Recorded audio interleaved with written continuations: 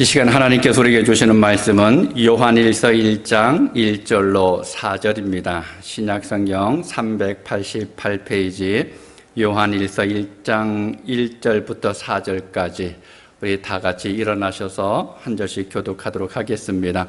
몸이 불편하신 분들은 그냥 앉아 계셔도 됩니다. 우리 1절부터 4절까지 교독하겠습니다. 태초부터 있는 생명의 말씀에 관하여는 우리가 들은 바요, 눈으로 본 바요, 자세히 보고 우리의 손으로 만진 바라. 이 생명이 나타내신 바 된지라. 이 영원한 생명을 우리가 보았고 증언하여 너희에게 전하노니 이는 아버지와 그에게 있어서 너희에게 나타내신 바 되시니라. 우리가 보고 들은 바를 너희에게도 전함은 너희로 우리와 사귐이 있게 하려 함이니 우리의 사귐은 아버지와 그의 아들 예수 그리스도와 더불어 누림이라.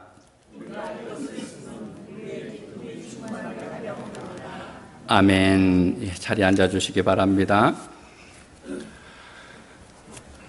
요즘 날씨가 온도 변화가 참 심합니다. 어제는 쌀쌀했었는데 오늘 또 낮에는 온도가 많이 올라가서 또 덥게 느껴지기도 합니다. 이럴 때 우리 몸이 즉각적으로 반응하지 못해서 몸이 상하게 되죠. 여러분 감기 걸리지 않도록 조심하시기를 바랍니다. 우리 한번 화면을 보시기를 바랍니다. 자, 뭔지 아시겠습니까? 자, 우리가 오감으로 살아가는 그리스도인의 삶이 무엇인지 계속해서 말씀을 통해서 보고 있습니다. 그럼 맨 오른쪽 가로안에 뭐라고 쓰면 될까요? 짜다, 시다, 달다, 쓰다, 맵다, 싱겁다. 이거는 뭡니까? 미각이죠. 아름답다, 예쁘다, 눈부시다, 화려하다라고 하는 것은 어디 통해서 알 수 있을까요? 자, 시각입니다. 향긋하다, 쾌쾌하다. 자, 코로 맞게 되죠. 예. 후각입니다. 자, 시끄럽다, 웅장하다, 제잘거린다, 또 조용하다라고 하는 것은 귀를 통해서 하는 청각입니다. 마지막에 거칠다, 또 미끈거린다, 딱딱하다, 또 물렁하다. 촉각입니다. 만져봐야지 알 수가 있습니다. 혹시 여러분 중에 살아있는 악어를 만져보신 분 계시나요? 만져보신 분 한번 손 들어보시기 바랍니다. 권사님 만져보셨어요? 예, 어떠셨습니까? 미끄러웠어요. 예. 눈으로 보기에는 이 악어가 정말 거칠거칠할 것 같죠. 딱딱하고 손으로 만지면 뭔가가 좀 부담이 있을 것 같은데, 근데 실제로 만져보면 그렇지가 않다라는 겁니다. 저도 한번 악어를 만져봤습니다. 물론 이제 작은 악어지만 한번 만져봤는데 만져보고는 정말 깜짝 놀랐어요. 처음에 생각할 때는 이거 좀 만지면 뭔가 좀 거림직할 것 같았는데 손을 대니까 정말 기름에 미끄러듯이 쭉 미끄러갑니다. 너무 부드러웠어요. 새끼라서 그런지 잘 모르겠습니다. 큰 악어는 조금 더 거칠긴 하겠죠. 그런데도 불구하고 부드러운 피부를 만지는 것처럼 그러한 느낌을 제가 받았습니다. 보는 것과 만지는 것은 차이가 있습니다. 신앙생활에서도 마찬가지입니다. 여러분, 아는 것하고 경험하는 것은 다릅니다. 성경을 읽어서 아는 하나님하고 실제로 내 삶에서 경험해서 아는 하나님은 차이가 있습니다. 그래서 우리는 성경을 부지런히 배워야 하지만 하나님을 경험할 수 있어야 합니다. 내 삶 가운데 함께 하시는 하나님은 어떤 모습일까 늘 우리는 생각해야 합니다. 여러분, 경험이 많아지면 많아질수록 믿음이 분명해집니다. 경험하는 것이 바로 하나님을 만지는 겁니다. 신약 성경의 대부분이 바로 서신서죠. 이제 편지의 형태로 기록이 되어 있습니다. 그래서 이 서신서를 읽어보면 처음에는 보통 인사로 시작을 합니다. 나 사도 바울은 사랑하는 누구에게 은혜와 평강이 있기를 원한다. 보통 이런 형식으로 이제 편지가 시작이 됩니다. 그런데 오늘 우리가 읽은 요한 1서는 분명히 편지인데 서신서인데도 불구하고 우리가 흔히 생각하는 인사가 없습니다. 안부 인사를 묻지 않습니다. 거두절미하고 본론으로 바로 들어가는 것을 볼 수가 있습니다. 사도 요한이 성도들에게 하고 싶은 이야기가 바로 시작되고 있습니다. 먼저 놀라운 선언을 이렇게 하죠. 1절을 함께 읽도록 하겠습니다. 태초부터 있는 생명의 말씀에 관하여는 우리가 들은 바요 눈으로 본 바요 자세히 보고 우리의 손으로 만진 바라. 아멘. 사도 요한이 지금 이야기합니다. 내가 들었다, 보았다, 만졌다. 보았는데 대충 본 것이 아니라 자세히 보았다라고 이야기합니다. 심지어는 손으로 만졌다라고 이야기하고 있습니다. 누구를요? 생명의 말씀. 여러분, 생명의 말씀이 누군지 아십니까? 사람의 몸을 입고 이 세상에 오신 예수님입니다. 요한복음 1장 1절과 3절에 보면 요한이 이렇게 이야기합니다. 태초에 말씀이 계시니라. 이 말씀이 하나님과 함께 계셨으니 이 말씀은 곧 하나님이시니라. 만물이 그런 말미암아 지은 바 되었으니 지은 것이 하나도 그가 없이는 된 것이 없느니라. 여러분, 말씀은 하나님이십니다. 말씀은 세상의 모든 것을 창조하셨습니다. 그런데 그 생명이, 그 말씀이 어떻게 됐습니까? 오늘 본문 2절 초반에 보면 이 생명이 나타내신 바 된지라 라고 이야기하고 있습니다. 생명을 주시는 그분이 우리에게 나타나셨다라는 겁니다. 내 눈앞에 서 계시다라고 이야기하고 있습니다. 여러분, 하나님으로 세상에 나타나신 분이 누구입니까? 누구예요? 너무 어렵죠? 예수님입니다. 바로 그리스도를 이야기합니다. 사도 요한이 인사도 없이 바로 이렇게 선포하면서 본론으로 들어간 이유는 아마도 이 편지를 받아야 하는 이들에게 무언가 시급한 문제가 일어난 것이 아닐까 생각해 볼 수가 있습니다. 그것도 예수님에 대해서 처음부터 선포하는 것을 보면 예수님과의 관계 속에 지금 문제가 발생하고 있다는 겁니다. 여러분, 그것이 무엇일까요? 요즘 한국이나 미국, 또 특별히 아프리카에서 가장 활발하게 활동하고 있는 이단이 있습니다. 여러분 아시나요? 신천지라고 들어보셨죠?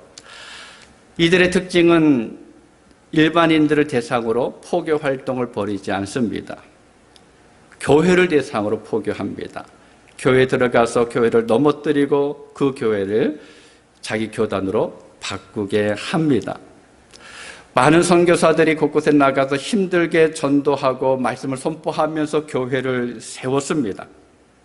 그런데 그 많은 교회들이 한순간에 이단에 넘어가고 있다라는 겁니다. 근데 이것이 한 지역에서만 일어나는 것이 아니라 아프리카에서는 지금 불길처럼 번져가고 있다라는 거예요.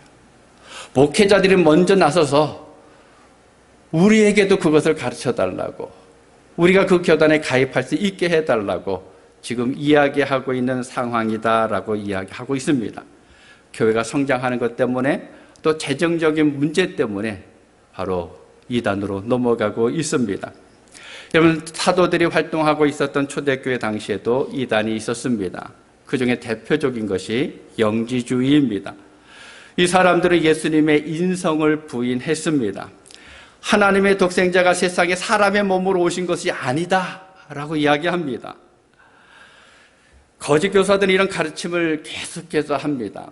눈에 보였던 그 사람은 진짜 예수가 아니다라고 이야기합니다. 근데 그 말을 듣고 나서 교인들 사이에서 예수님이 우리를 위해서 고난당하시고 십자가에 죽임 당하신 것이 의심되기 시작합니다. 정말 그랬을까? 저 사람들은 아니라 그랬는데 정말 예수님이 죽으셨을까라고 생각하기 시작합니다.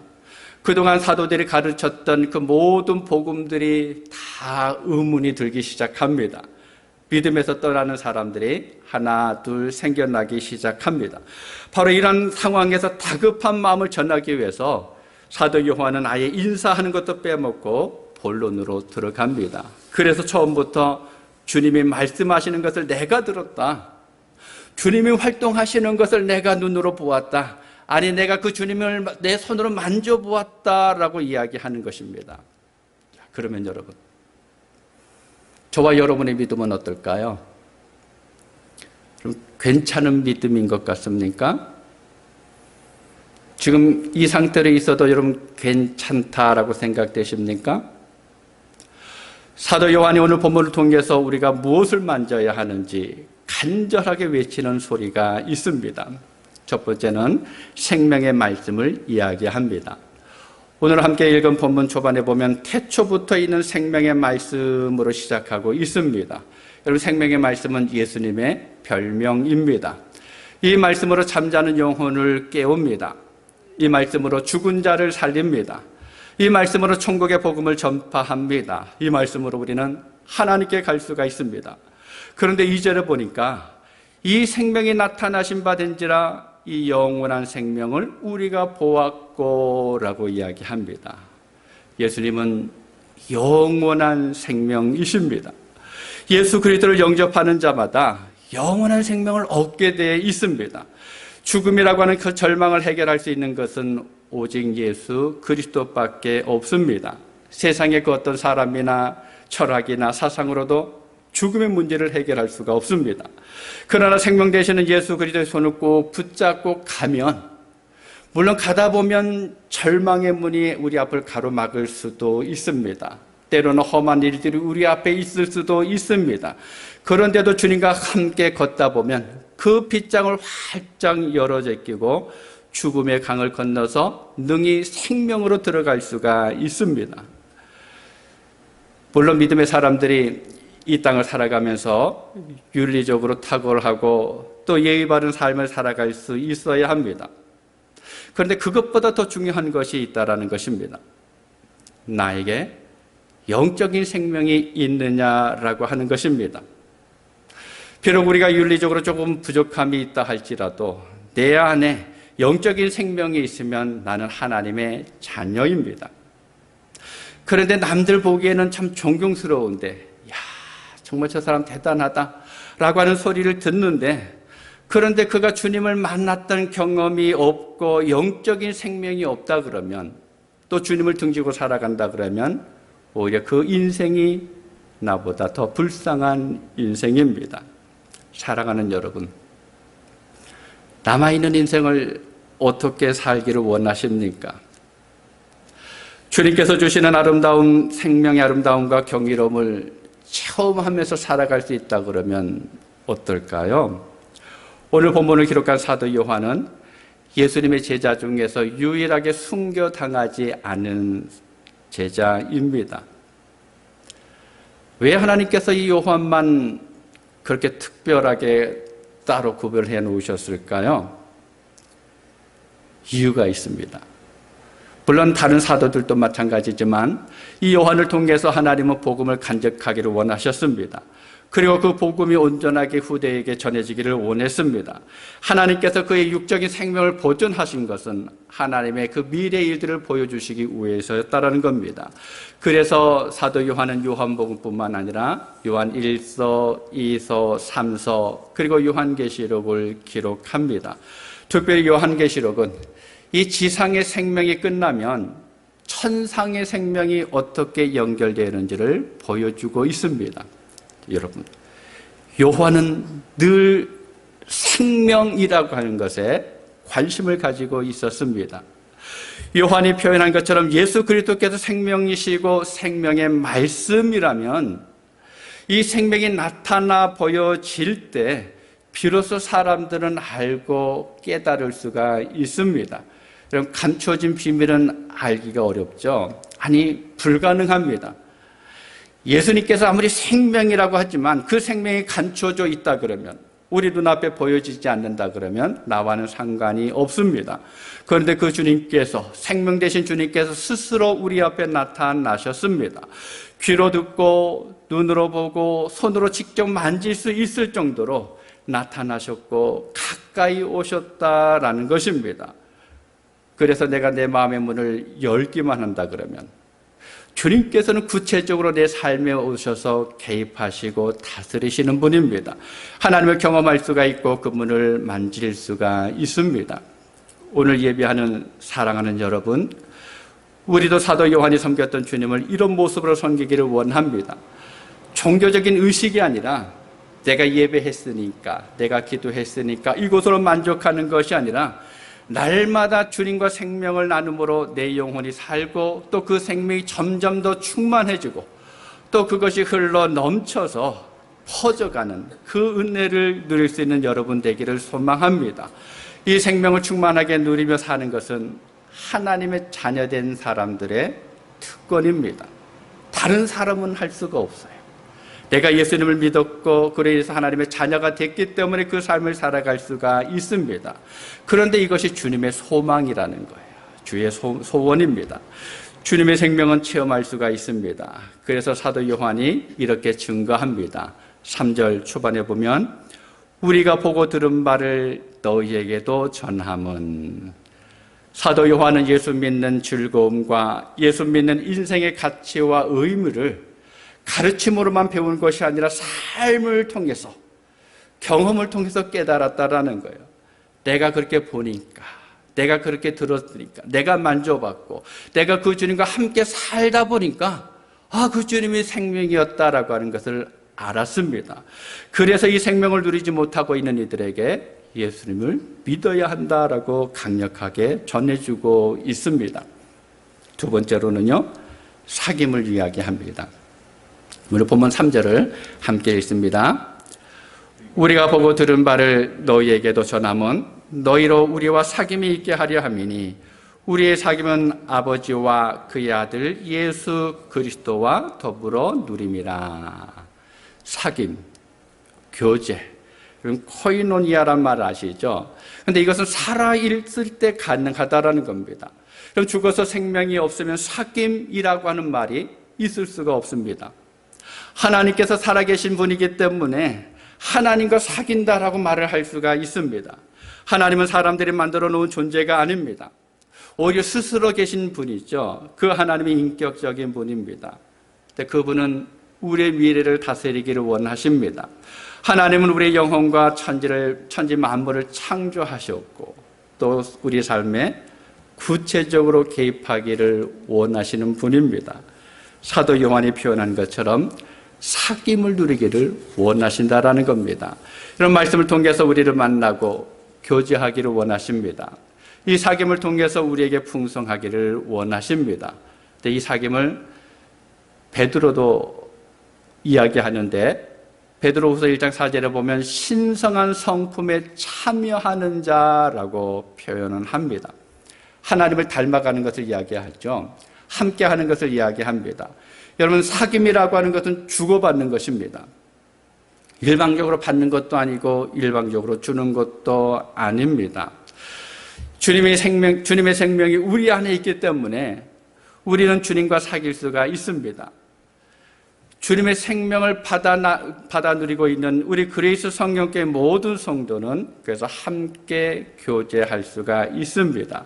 여러분, 같이 있다고 해서 사귀는 것은 아닙니다. 한 자리에 있다고 해서 사귐이 이루어지는 것이 아닙니다. 또 함께 마주보면서 수다를 떤다라고 해서 교제하는 것이 아닙니다. 말하는데도 통하지 않을 때가 있죠. 가치관이 다르고 또 생명이 다르기 때문에 그렇습니다. 그런데 우리는 어떻습니까? 주님의 생명으로 서로 연결이 되어 있습니다. 우리가 살아가는 삶의 상황들은 다 다르지만, 지금까지 경험했던 것은 다르지만, 그런데 똑같은 주님의 생명이 우리 안에 있기 때문에 우리는 그 생명으로 서로 연결되어져 있다는 거예요.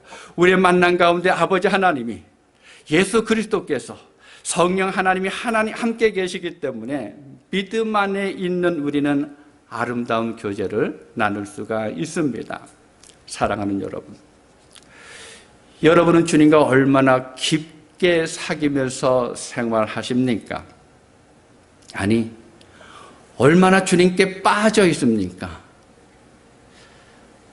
어떤 분은 아직 마음의 현관문조차도 열지 못하고 있을 수도 있습니다. 형식적인 종교 활동에 만족하며 살아가는 이들도 있습니다. 그런데 주님께서 원하시는 것은 마음의 문을 활짝 열어놓고 나와 더불어 친밀한 교제를 하기를 원하십니다. 여러분, 깊은 사귐을 원하신다라는 겁니다. 그래서 주님의 생명을 좀 더 풍성하게 주시겠다고. 네가 나와 사귀면, 나와 교제하면, 나와 함께하면 내가 풍성한 것을 너에게 주겠다라고 약속하십니다. 그런데 우리는 그리스도인이라고 말을 하기는 하는데 삶에서는 주님과 만나는 것을 별로 중요하게 생각하지 않을 때가 있습니다. 주님과 사귀는 것이 별반 다름이 없다라고 생각하고 살아갈 때도 있습니다. 주님과 가까이 하는 것을 부담스럽게 여겨질 때도 있습니다. 그래서 속마음을 나누지 못합니다.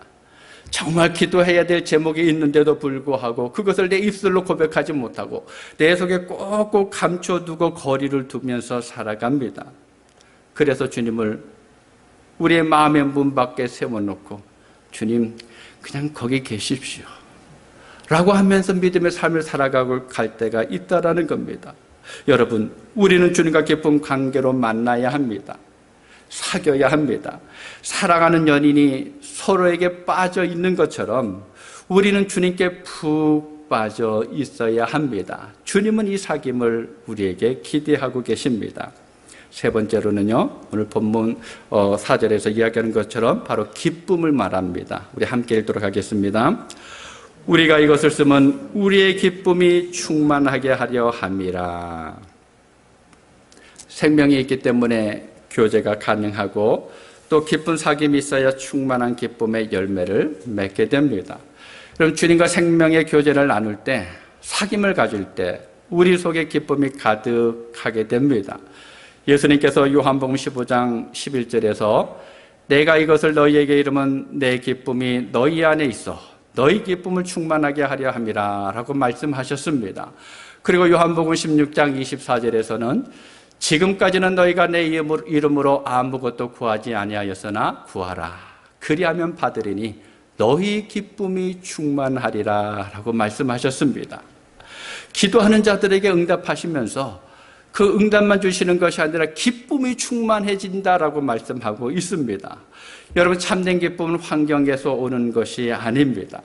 주님과의 교제가 이루어질 때, 주님과의 깊은 사귐이 이루어질 때 그때 비로소 내 안에 참된 기쁨이 가득 채워집니다. 여러분, 외로울 때가 있습니까? 오늘 하루를 살아가면서 오늘은 왜 이렇게 쓸쓸하지? 라고 생각될 때가 있습니까? 여러분, 삶이 답답하고 막막할 때가 있습니까? 그때 여러분 귀를 잘 기울이시기 바랍니다. 주님께서 말씀하십니다. 나와 사귀자. 나와 교제하자. 라고 말씀합니다. 우리의 기쁨을 앗아가는 것들이 있습니다. 바쁘다고 하는 핑계로 또 불신앙과 불순종으로 기쁨을 상실합니다. 허탈한 삶을 살아갈 때가 있습니다. 무엇인가의 마음을 빼앗겨서 주님과의 사귐에 소홀해짐으로 인해서 기쁨이 사라질 때가 있습니다. 몸이 아프고 마음이 힘들고 삶이 고단하다고 주님과의 만남을 외면할 때가 있습니다. 여러분, 기쁨이 어디에 있습니까?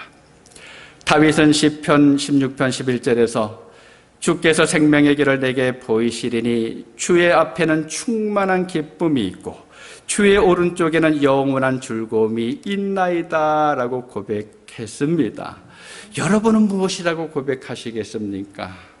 내가 주님 앞에 섰더니, 내가 주님을 마음에 품었더니, 내가 주님과 함께 했더니, 내가 주님과 교제하면서 주님과 사귀었더니 내 안에 기쁨이 가득했어 라고 여러분 고백하실 수 있습니까?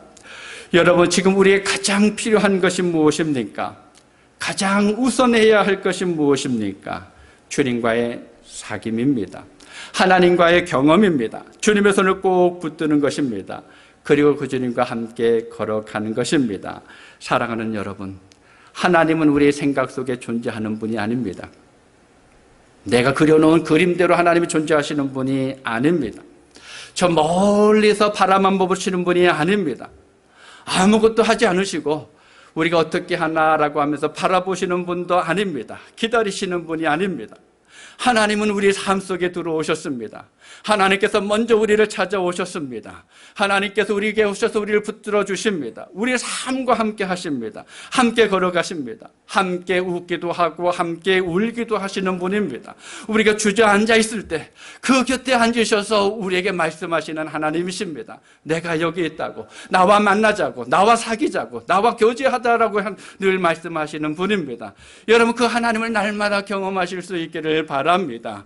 우리가 조금만 눈을 뜨면, 우리가 조금만 귀를 기울이면, 우리가 조금만 마음의 문을 열면 그 주님이 내 앞에 계신 것을 우리는 발견할 수가 있습니다. 여러분, 그 하나님을 경험하면서 매일 매 순간마다 하나님의 기쁨이 되어지고 또 하나님께 영광 돌릴 수 있는 여러분의 삶이 되어질 수 있기를 주님의 이름으로 축복합니다. 기도하겠습니다. 아버지 하나님, 하나님께서 언제나 우리를 사랑하시고 이끌어주신 은혜에 감사합니다. 사도 요한은 태초부터 있는 생명의 말씀에 들었고 눈으로 보았고 또 손으로 만졌다라고 고백했습니다. 우리 사랑하는 성도들이 이런 믿음의 삶을 살아갈 수 있도록 도와주옵소서. 우리가 생각만으로 하나님을 만나는 것이 아니라 우리의 삶 속에서 하나님을 만나게 하여 주옵소서. 하나님의 음성을 듣게 하시고 하나님 행하시는 것을 보게 하시고 하나님의 손을 꼭 붙들고 나아갈 수 있는 우리 모든 성도들 되어질 수 있도록 도와주시옵소서. 그리하여서 주님의 기쁨이 되어지게 하시고 하나님께서 우리 앞에서 예비하신 일들을 온전히 감당해 나갈 수 있는 주의 성도들 되게 하여 주옵소서. 예수님의 이름으로 기도하옵나이다. 아멘.